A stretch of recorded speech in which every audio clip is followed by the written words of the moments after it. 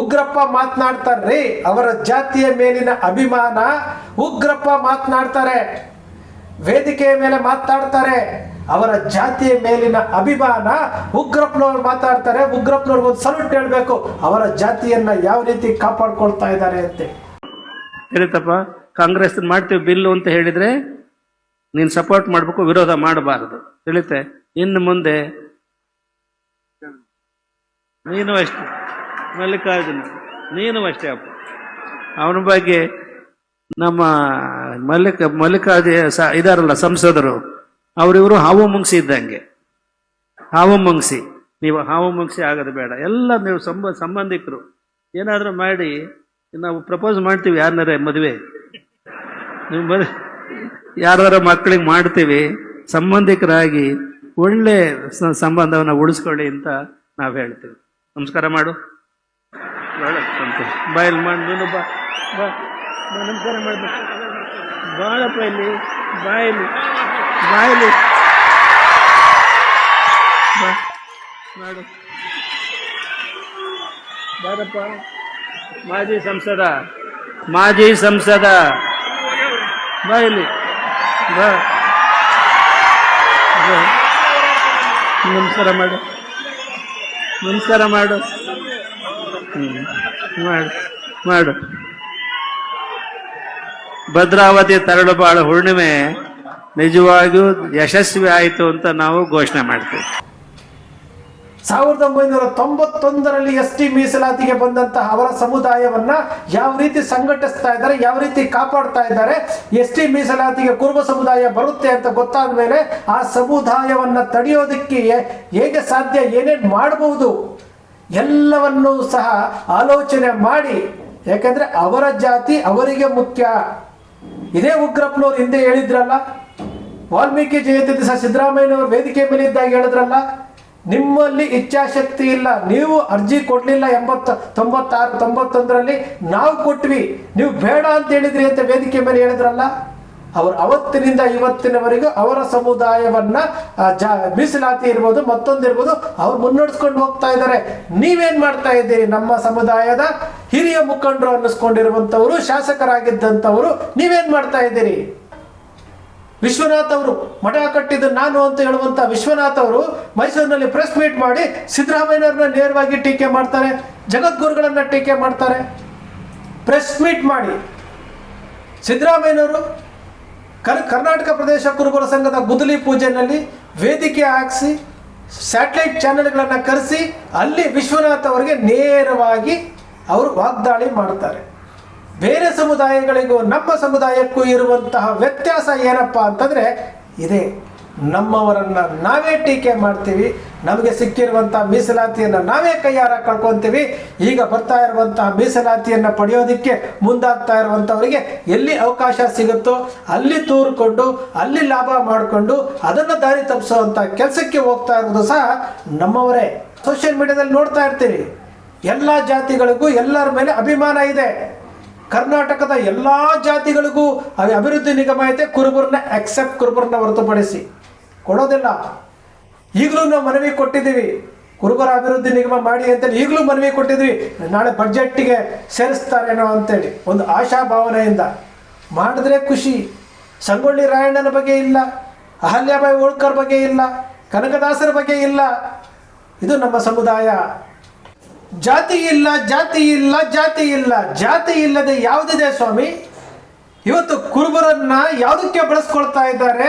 Only vote ಬ್ಯಾಂಕ್ಗೋಸ್ಕರವಾಗಿ, only ಜೈಕಾರ ಹಾಕೋದಕ್ಕೋಸ್ಕರವಾಗಿ, ಜನ ಸೇರಿಸೋದಕ್ಕೋಸ್ಕರ ಮಾತ್ರ ಬಳಸ್ಕೊಳ್ತಾ ಇದ್ದಾರೆ ಹೊರತು ಈ ಸಮುದಾಯಕ್ಕೆ ಏನ್ ಬೇಕು ಏನ್ ಬೇಡ ಅನ್ನೋ ತಿಳ್ಕೊಳ್ಳುವಂತಹ ವಿವೇಚನೆ ಯಾರಿಗೂ ಇಲ್ಲ. ಈ ಸಮುದಾಯದ ಹೆಸರಿನಲ್ಲಿ ಕೋಟಾದಲ್ಲಿ ಸಚಿವರಾಗಿರುವಂತಹ ಬೈತಿ ಸುರೇಶ್ ಅವರು ಇದೇ ಕಾಗಿನೆಲೆ ಮಹಾಸಂಸ್ಥಾನ ಕನಕ ಗುರುಪೀಠದ ಶಾಖಾ ಮಠದಲ್ಲಿ ಹಾಲುಮತ ಸಂಸ್ಕೃತಿ ವೈಭವ ಕಾರ್ಯಕ್ರಮದಲ್ಲಿ ವೇದಿಕೆ ಮೇಲೆ ಹೇಳಿದ್ರಂತೆ, 50 ಲಕ್ಷ ರೂಪಾಯಿ ನನ್ನ ವೈಯಕ್ತಿಕವಾಗಿ ನಾನು ಕೊಡ್ತೇನೆ ಅಂತೇಳಿ. 1 ವರ್ಷ ಆಗಿ ಸ್ವಾಮೀಜಿಗಳೇ ದೈವಾಧೀನರಾದರೂ 1 ರೂಪಾಯಿ ಕೊಟ್ಟಿಲ್ಲ. ಇಡೀ ಸರ್ಕಾರ ಇವತ್ತಿನವರೆಗೂ ಆ ಮಠ ಪ್ರಾರಂಭ ಆದಾಗಲಿಂದಲೂ ಎಷ್ಟು ಅನುದಾನ ಕೊಟ್ಟಿದೆ ಅಂತಂದ್ರೆ, ಅಲ್ಲಿ ಒಬ್ರು ಹೇಳ್ತಿದ್ರು, ನೆನ್ನೆ ಹೋದಾಗ 3 ಕೋಟಿ ಮಠ ಪ್ರಾರಂಭ ಆದಾಗ್ಲಿಂದ ಇವತ್ತರೂ ಕೊಟ್ಟಿರೋದು 3 ಕೋಟಿ ದುಡ್ಡು. ನಾವು ಉದ್ದುದ್ದ ಮಾತಾಡ್ತೀವಿ. ಸ್ವಾಮೀಜಿಯವರು ದೈವಾಧೀನರಾದರು ಅಂತ ತಕ್ಷಣ ವಿಡಿಯೋಗಳನ್ನು ಮಾಡಿ ಹಾಕ್ತೀರಿ, ಆಡಿಯೋಗಳನ್ನು ಮಾಡಿ ಹಾಕ್ತೀವಿ. ಅಲ್ಲಿ ಆಗ್ತಾ ಇದ್ದಂತಹ ಸಮಸ್ಯೆಗಳೇನು, ಈ ಸಮುದಾಯವನ್ನು ಬೆಳೆಸೋದಕ್ಕೆ ಯಾರ್ಯಾರು ಎಷ್ಟೆಷ್ಟು ತನ್ನ ಕೈಲಾದಂತಹ ಸೇವೆ ಮಾಡಿದ್ದಾರೆ, ಯಾರಿಗೂ ಬೇಕಾಗಿಲ್ಲ. ಈ ಸಮುದಾಯ ಈ ಭಾಗದಲ್ಲಿ, ಕಲ್ಯಾಣ ಕರ್ನಾಟಕ ಭಾಗದಲ್ಲಿ ಅತಿ ಹೆಚ್ಚು ಜನಸಂಖ್ಯೆ ಇದ್ರೂ ಸಹ ಈ ಸಮುದಾಯಕ್ಕೆ ರಾಜಕೀಯ ಅಸ್ತಿತ್ವ ಇಲ್ಲ. ಯಾರೂ ಸಹ ಕರೆದು ನಿಮಗೆ ಅವಕಾಶಗಳನ್ನು ಕೊಡ್ತಾ ಇಲ್ಲ. ನಮ್ದು ಅಷ್ಟು ಔದಾರ್ಯತೆ ಅಂತಂದ್ರೆ ಈ ರಾಜ್ಯದ ಮುಖ್ಯಮಂತ್ರಿಗಳು ಕನಕ ಗುರುಪೀಠದ ಕಾರ್ಯಕ್ರಮಗಳಿಗೆ ಹೇಳುವಂಥದ್ದು ಜಾತಿಯ ಬಗ್ಗೆ ಮಾತನಾಡಬೇಕಾಗಿತ್ತು. ನೀವು ಯಾವುದೇ ಕಾರ್ಯಕ್ರಮ ತೆಗೆದುಕೊಂಡು ಹೋಗಿ, ಬೆಳಗಾವಿಯ ಶಫರ್ಡ್ ಇಂಡಿಯಾ ಇಂಟರ್ನ್ಯಾಷನಲ್ ಒಂದು ಕಾರ್ಯಕ್ರಮ ಆಗುತ್ತೆ, ಅಲ್ಲಿ ಕುರುಬರ ಕಾರ್ಯಕ್ರಮ ಆದರೂ ಸಹ ಎಲ್ಲ ಜಾತಿಯವರನ್ನ ಕೂರಿಸ್ಕೊಂಡು ಎಲ್ಲ ಜಾತಿಯವರ ಮುಂದೆ ಕುರುಬರ ಕಾರ್ಯಕ್ರಮ ಮಾಡ್ತೀವಿ. ನಮಗೆ ಪ್ರವೇಶನೇ ಇಲ್ಲ. ಬೇರೆ ಜಾತಿಯವ್ರನ್ನ ಕೂರಿಸ್ಕೊಂಡು ಹೇಳ್ತೀವಿ. ಆ ಕುರುಬರ ವೇದಿಕೆಯ ಮೇಲೆ ಸತೀಶ್ ಜಾರಕಿಹೊಳಿ ಅವರು ಹೇಳಿದ್ದಂಥ ಒಂದು ಮಾತು, ಈ ಬಾರಿ ಲೋಕಸಭೆಯಲ್ಲಿ ಚಿಕ್ಕೋಡಿ ಅಥವಾ ಬೆಳಗಾವಿನಲ್ಲಿ ಒಂದು ಕುರುಬರಿಗೆ ಟಿಕೆಟ್ ಕೊಡ್ತೀವಿ ಅಂತ ಹೇಳಿದಂಥವರು ಟಿಕೆಟ್ ಕೊಡಲೇ ಇಲ್ಲ. ಆದರೂ ಸಹ ನಾವು ಕೇಳಲೇ ಇಲ್ಲ. ಇನ್ನು ಕಾಗಿನಲ್ಲೇ ಕನಕ ಗುರುಪೀಠದಲ್ಲಿ ಕಾರ್ಯಕ್ರಮ ಆದರೆ ಮುಖ್ಯಮಂತ್ರಿಗಳು ಬರ್ತಾರೆ, ಕೇತುವಳ್ಳಿಯಲ್ಲಿ ಆದರೆ ಮುಖ್ಯಮಂತ್ರಿಗಳು ಬರ್ತಾರೆ. ನಿನ್ನೆ ದಿವಸ ನುಡಿ ನಮನ ಕಾರ್ಯಕ್ರಮದಲ್ಲೂ ಮುಖ್ಯಮಂತ್ರಿಗಳು ಹೇಳಿದ್ದೇನು, ಇದು ಕುರುಬರ ಮಠ ಅಲ್ಲ, ಎಲ್ಲ ಹಿಂದುಳಿದ ವರ್ಗದವರ ಮಠ. ಅರೆ ಮತ್ತೆ ಕುರುಬರು ಯಾವ ರೀತಿ ಉದ್ಧಾರ ಆಗ್ತಾರೆ? ಹೋಗ್ಲಿ, ಎಲ್ಲ ಹಿಂದುಳಿದ ವರ್ಗದ ಮಠಗಳು ಅಂತ ಹೇಳ್ಬಿಟ್ಟು ಏನಾದರೂ ಅನುದಾನ ಕೊಡ್ತಾ ಇದ್ದೀರಾ ಅಂದರೆ ಅದೂ ಇಲ್ಲ. ಕುರುಬರು ಅಂತಂದ್ರೆ ಏನಂತ ತಿಳ್ಕೊಂಡಿದ್ದೀರಿ ನಮಗೆ ಗೊತ್ತಿಲ್ಲ. ಮುಖ್ಯಮಂತ್ರಿಗಳು ಹೇಳ್ತಾರೆ, ನೀನೊಬ್ಬ ನನ್ನನ್ನು ಪ್ರೀತಿಸ್ತೀಯ, ನನ್ನನ್ನು ಬೇರೆಯವರು ಪ್ರೀತಿಸ್ತಾರೆ, ನೀನು ಹೆಚ್ಚಿಗೆ ಪ್ರೀತಿಸ್ತೀಯ ಅಂತೇಳಿ.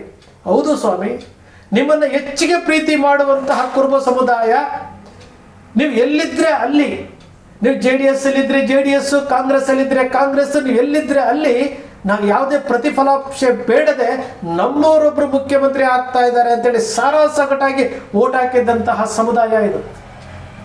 ಯಾವ ಕುರುಬ ಸಮುದಾಯಕ್ಕೆ 1976, 1986, 1991ರಲ್ಲಿ ನಮ್ಮ ವೈಫಲ್ಯದಿಂದ, ನಮ್ಮ ವಿವೇಚನೆ ಇಲ್ಲದೆ ನಾವು ಕಳ್ಕೊಂಡಿದ್ದಂಥ ಎಸ್ ಟಿ ಮೀಸಲಾತಿಗೆ 2015ರಿಂದ ನಿರಂತರವಾಗಿ ಪ್ರಯತ್ನ ಮಾಡಿ ಬಸವರಾಜ ಬೊಮ್ಮಾಯಿಯವರು ಮುಖ್ಯಮಂತ್ರಿಯಾಗಿ ಕೊನೆಯ ಕ್ಯಾಬಿನೆಟ್, ಸರ್ಕಾರ ವಿಸರ್ಜನೆ ಆಗುವಂಥ ಸಮಯದಲ್ಲಿ ಕೊನೆಯ ಕ್ಯಾಬಿನೆಟ್ ಅಲ್ಲಿ ಕುರುಬರನ್ನ ಎಸ್ ಟಿಗೆ ಶಿಫಾರಸು ಮಾಡಿದಂತಹ ಬಸವರಾಜ ಬೊಮ್ಮಾಯಿಯವರು, ಈ ಸಮುದಾಯ ನಾವು ಅವ್ರಿಗೆ ಎಸ್ ಟಿ ಶಿಫಾರಸು ಮಾಡಿದ್ರೆ ಈ ಸಮುದಾಯ ನಮ್ಮನ್ನು ಬೆಂಬಲಿಸುತ್ತೆ ಅಂತೇಳಿ ನಂಬಿಕೊಂಡಿದ್ದಂಥ ಬಸವರಾಜ ಬೊಮ್ಮಾಯಿ ಅವರಿಗೆ ನಾವೇನು ಕೊಟ್ವಿ? ಬೈ ಎಲೆಕ್ಷನಲ್ಲಿ ನಾವು ಶಿಗ್ಗಾವಿ ವಿಧಾನಸಭಾ ಚುನಾವಣೆಯಲ್ಲಿ ನಮ್ಮ ಮುಖ್ಯಮಂತ್ರಿಗಳು ಬಸವರಾಜ ಬೊಮ್ಮಾಯಿ ಅವರ ಮಗನಿಗೆ ವೋಟ್ ಆಗಬಾರ್ದು ಅಂತ ಹೇಳ್ತಾರೆ. ಇದು ನಮ್ಮ ಸಮುದಾಯದ ಪರಿಸ್ಥಿತಿ. ಇವತ್ತು ನಾವು ಮಾತಾಡಲೇಬೇಕು, ಅನಿವಾರ್ಯತೆ. ವೇದಿಕೆ ಮೇಲೆ ಮಾತಾಡ್ತಾರೆ, ಆದರೆ ಈ ಸಮುದಾಯಕ್ಕೆ ಏನು ಬೇಕು? ಎಸ್ ಟಿ ಮೀಸಲಾತಿ ಬೇಕಾಗಿರುವಂಥದ್ದು. ಎಸ್ ಟಿ ಮೀಸಲಾತಿ ನಾನು ಮೂರು ಜಿಲ್ಲೆಗಳನ್ನು ಶಿಫಾರಸು ಮಾಡಿದೆ ಅಂತ ಹೇಳ್ತಾರೆ. ಅಖಂಡ ಕರ್ನಾಟಕದ ಶಿಫಾರಸು ಬಸವರಾಜ ಬೊಮ್ಮಾಯಿ ಅವರು ಮಾಡಿದ್ದಾರೆ ಅಂತ ಹೇಳ್ತಾರೆ. ಇವತ್ತು ಆ ಚೆಂಡು ಅಂಗಳ ಕೇಂದ್ರದಲ್ಲಿದೆ. 3 ಜಿಲ್ಲೆಯ ಶಿಫಾರಸು ಆದ ಮೇಲೆ ಎಷ್ಟು ವರ್ಷಗಳ ಕಾಲ ಅದು ಹೋಗ್ತಾ ಬಂತಾ ಇತ್ತು. ಈಗ ಎಲ್ಲರೂ ಸೇರಿ ಜಗದ್ಗುರುಗಳ ನೇತೃತ್ವದಲ್ಲಿ ಒಂದು ನಿರ್ಣಯ ಮಾಡಿ ಇವಾಗ ಒಂದು ಲೆವೆಲಿಗೆ ಬಂದಿದೆ ಅಲ್ಲ. ಉಗ್ರಪ್ಪ ಮಾತನಾಡ್ತಾರೆ, ಅವರ ಜಾತಿಯ ಮೇಲಿನ ಅಭಿಮಾನ. ಉಗ್ರಪ್ಪ ಮಾತನಾಡ್ತಾರೆ, ವೇದಿಕೆಯ ಮೇಲೆ ಮಾತಾಡ್ತಾರೆ, ಅವರ ಜಾತಿಯ ಮೇಲಿನ ಅಭಿಮಾನ. ಉಗ್ರಪ್ಪನವ್ರು ಮಾತಾಡ್ತಾರೆ, ಉಗ್ರಪ್ಪನವ್ರಿಗೆ ಒಂದು ಸಲ್ಯೂಟ್ ಹೇಳಬೇಕು, ಅವರ ಜಾತಿಯನ್ನ ಯಾವ ರೀತಿ ಕಾಪಾಡ್ಕೊಳ್ತಾ ಇದ್ದಾರೆ ಅಂತ. 1991ರಲ್ಲಿ ಎಸ್ ಟಿ ಮೀಸಲಾತಿಗೆ ಬಂದಂತಹ ಅವರ ಸಮುದಾಯವನ್ನ ಯಾವ ರೀತಿ ಸಂಘಟಿಸ್ತಾ ಇದ್ದಾರೆ, ಯಾವ ರೀತಿ ಕಾಪಾಡ್ತಾ ಇದ್ದಾರೆ. ಎಸ್ ಟಿ ಮೀಸಲಾತಿಗೆ ಕುರುಬ ಸಮುದಾಯ ಬರುತ್ತೆ ಅಂತ ಗೊತ್ತಾದ ಮೇಲೆ ಆ ಸಮುದಾಯವನ್ನ ತಡೆಯೋದಕ್ಕೆ ಹೇಗೆ ಸಾಧ್ಯ, ಏನೇನು ಮಾಡಬಹುದು ಎಲ್ಲವನ್ನೂ ಸಹ ಆಲೋಚನೆ ಮಾಡಿ, ಯಾಕಂದ್ರೆ ಅವರ ಜಾತಿ ಅವರಿಗೆ ಮುಖ್ಯ. ಇದೇ ಉಗ್ರಪ್ಪನವ್ರು ಹಿಂದೆ ಹೇಳಿದ್ರಲ್ಲ, ವಾಲ್ಮೀಕಿ ಜಯಂತಿ ದಿವಸ ಸಿದ್ದರಾಮಯ್ಯನವರು ವೇದಿಕೆ ಮೇಲೆ ಇದ್ದಾಗ ಹೇಳಿದ್ರಲ್ಲ, ನಿಮ್ಮಲ್ಲಿ ಇಚ್ಛಾಶಕ್ತಿ ಇಲ್ಲ, ನೀವು ಅರ್ಜಿ ಕೊಡ್ಲಿಲ್ಲ 96, 91ರಲ್ಲಿ ನಾವು ಕೊಟ್ವಿ, ನೀವು ಬೇಡ ಅಂತ ಹೇಳಿದ್ರಿ ಅಂತ ವೇದಿಕೆ ಮೇಲೆ ಹೇಳಿದ್ರಲ್ಲ. ಅವರು ಅವತ್ತಿನಿಂದ ಇವತ್ತಿನವರೆಗೂ ಅವರ ಸಮುದಾಯವನ್ನ ಮೀಸಲಾತಿ ಇರ್ಬೋದು ಮತ್ತೊಂದಿರ್ಬೋದು ಅವ್ರು ಮುನ್ನಡೆಸ್ಕೊಂಡು ಹೋಗ್ತಾ ಇದ್ದಾರೆ. ನೀವೇನ್ ಮಾಡ್ತಾ ಇದ್ದೀರಿ? ನಮ್ಮ ಸಮುದಾಯದ ಹಿರಿಯ ಮುಖಂಡರು ಅನ್ನಿಸ್ಕೊಂಡಿರುವಂಥವರು, ಶಾಸಕರಾಗಿದ್ದಂಥವರು ನೀವೇನ್ ಮಾಡ್ತಾ ಇದ್ದೀರಿ? ಇವತ್ತಿಗೂ ಸಹ ನಾವು ಓಲೈಸ್ಕೊಂಡೇ ಬರ್ತಾ ಇದ್ವಿ, ಬೇರೆಯವ್ರನ್ನ ಓಲೈಸ್ಕೊಂಡೇ ಬರ್ತಾ ಇದ್ದೀವಿ ಹೊರತು ಈ ಸಮುದಾಯ ಇಷ್ಟೆಲ್ಲ ಕಷ್ಟ ಅನುಭವಿಸ್ತಾ ಇದೆ, ಅಟ್ರಾಸಿಟಿ ವ್ಯಾಪ್ತಿನಲ್ಲಿ ತರಲಿಕ್ಕೆ ಆಗ್ತಾ ಇಲ್ಲ, ಅಟ್ರಾಸಿಟಿಯಿಂದ ನಲುಗುತ್ತಾ ಇದೆ. ಇವತ್ತು ಯಾದಗಿರಿನಲ್ಲಿ ನಿಂತ್ಕೊಂಡು ಭಾಷಣ ಮಾಡ್ತಾರಲ್ಲ ಮುಖ್ಯಮಂತ್ರಿಗಳು, ಯಾದಗಿರಿ ಜಿಲ್ಲೆಯಲ್ಲಿ, ರಾಯಚೂರು ಜಿಲ್ಲೆಯಲ್ಲಿ ಅತಿ ಹೆಚ್ಚು ಅಟ್ರಾಸಿಟಿ ಆಗ್ತಾ ಇರುವಂಥ ವಿಚಾರಗಳು. ಇದ್ರ ಬಗ್ಗೆ ಮಾತಾಡೋದಿಲ್ಲ. ಉಗ್ರಪ್ಪನವರಿಗೆ ನಾವು ಸಲ್ಯೂಟ್ ಹೊಡಿಬೇಕು. ಅದೇ ರೀತಿ ಸಿರಿಗೆರೆ ಮಠದ ಸ್ವಾಮೀಜಿಗಳು ಆ ಸಮುದಾಯವನ್ನ ಯಾವ ರೀತಿ ಬೆಳೆಸ್ಕೊಂಡು ಹೋಗ್ಬೇಕು ಅನ್ನೋದ್ರ ಬಗ್ಗೆ ಅವ್ರ ವೇದಿಕೆ ಮೇಲೆ ಹೇಳಿದ್ದಂಥದ್ದನ್ನ ನಾವು ಹೇಳಬೇಕು. ನಮ್ಮ ಸಮುದಾಯ ವಿಶ್ವನಾಥ್ ಅವರು ಮಠ ಕಟ್ಟಿದ್ದು ನಾನು ಅಂತ ಹೇಳುವಂತ ವಿಶ್ವನಾಥ್ ಅವರು ಮೈಸೂರಿನಲ್ಲಿ ಪ್ರೆಸ್ ಮೀಟ್ ಮಾಡಿ ಸಿದ್ದರಾಮಯ್ಯನವ್ರನ್ನ ನೇರವಾಗಿ ಟೀಕೆ ಮಾಡ್ತಾರೆ, ಜಗದ್ಗುರುಗಳನ್ನ ಟೀಕೆ ಮಾಡ್ತಾರೆ. ಪ್ರೆಸ್ ಮೀಟ್ ಮಾಡಿ ಸಿದ್ದರಾಮಯ್ಯನವರು ಕರ್ನಾಟಕ ಪ್ರದೇಶ ಕುರುಬರ ಸಂಘದ ಗುದ್ದಲಿ ಪೂಜೆಯಲ್ಲಿ ವೇದಿಕೆ ಹಾಕಿಸಿ ಸ್ಯಾಟಲೈಟ್ ಚಾನೆಲ್ಗಳನ್ನು ಕರೆಸಿ ಅಲ್ಲಿ ವಿಶ್ವನಾಥ್ ಅವರಿಗೆ ನೇರವಾಗಿ ಅವರು ವಾಗ್ದಾಳಿ ಮಾಡ್ತಾರೆ. ಬೇರೆ ಸಮುದಾಯಗಳಿಗೂ ನಮ್ಮ ಸಮುದಾಯಕ್ಕೂ ಇರುವಂತಹ ವ್ಯತ್ಯಾಸ ಏನಪ್ಪ ಅಂತಂದರೆ ಇದೆ, ನಮ್ಮವರನ್ನು ನಾವೇ ಟೀಕೆ ಮಾಡ್ತೀವಿ, ನಮಗೆ ಸಿಕ್ಕಿರುವಂಥ ಮೀಸಲಾತಿಯನ್ನು ನಾವೇ ಕೈಯಾರ ಕಳ್ಕೊತೀವಿ.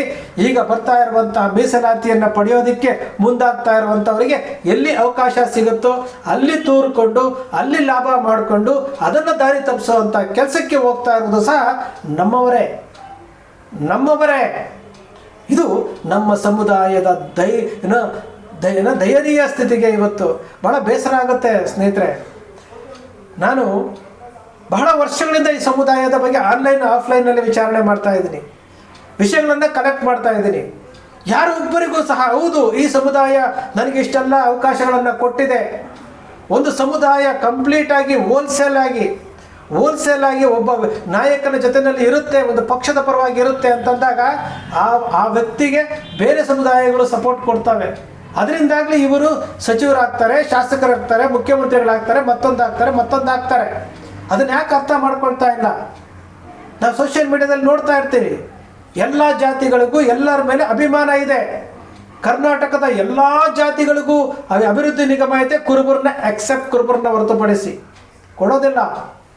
ಈಗಲೂ ನಾವು ಮನವಿ ಕೊಟ್ಟಿದ್ದೀವಿ, ಕುರುಬರ ಅಭಿವೃದ್ಧಿ ನಿಗಮ ಮಾಡಿ ಅಂತೇಳಿ ಈಗಲೂ ಮನವಿ ಕೊಟ್ಟಿದ್ವಿ. ನಾಳೆ ಬಡ್ಜೆಟ್ಗೆ ಸೇರಿಸ್ತಾರೇನೋ ಅಂತೇಳಿ ಒಂದು ಆಶಾಭಾವನೆಯಿಂದ ಮಾಡಿದ್ರೆ ಖುಷಿ. ಸಂಗೊಳ್ಳಿ ರಾಯಣ್ಣನ ಬಗ್ಗೆ ಇಲ್ಲ, ಅಹಲ್ಯಾಬಾಯಿ ಹೋಳ್ಕರ್ ಬಗ್ಗೆ ಇಲ್ಲ, ಕನಕದಾಸರ ಬಗ್ಗೆ ಇಲ್ಲ. ಇದು ನಮ್ಮ ಸಮುದಾಯ.